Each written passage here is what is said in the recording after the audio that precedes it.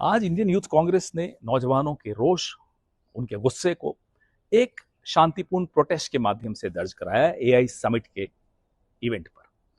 तब से बड़ा हाहाकार मचा हुआ है। एक कॉम्प्रोमाइज प्राइम मिनिस्टर का जो इंसेंटिवाइज्ड मीडिया है वो शुरू हो गया साहब, बहुत गलत जगह प्रोटेस्ट कर दिया, देश की बदनामी हो गई। प्रोटेस्ट वहां नहीं करना चाहिए। प्रोटेस्ट कहां करना चाहिए जनाब? किसी की बेसमेंट में जाकर प्रोटेस्ट करें। प्रोटेस्ट वहीं होता है जहां लोगों को दिखता है। प्रोटेस्ट वहीं होता है जहां मीडिया के कैमरा होते हैं।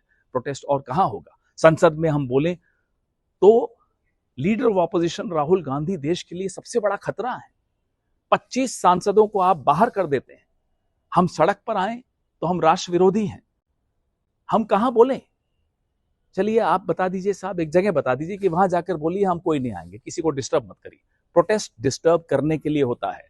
अब किसी को नजर आती नहीं कोई दरार, घर की हर दीवार पर चिपके हुए हैं इश्तिहार। आज इंडियन यूथ कांग्रेस ने उन इश्तिहारों को खींच कर फाड़ दिया। देखिए दरारों को देखना जरूरी है, तभी आप दरारों को भरेंगे।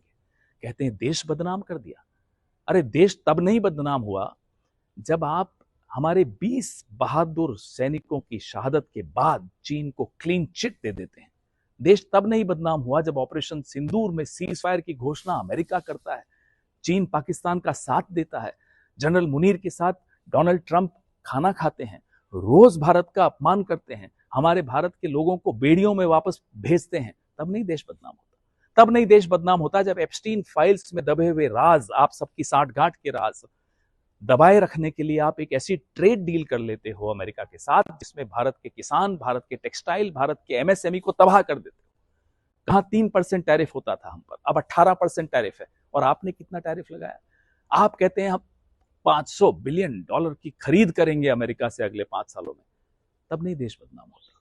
तब नहीं देश बदनाम होता कि जब आप चीन के माल पर मेड इन इंडिया का स्टिकर लगा के इस इवेंट में रखते हो, पूरा देश, पूरा विश्व हंसता है आप पर। तब नहीं आप बदनाम होते।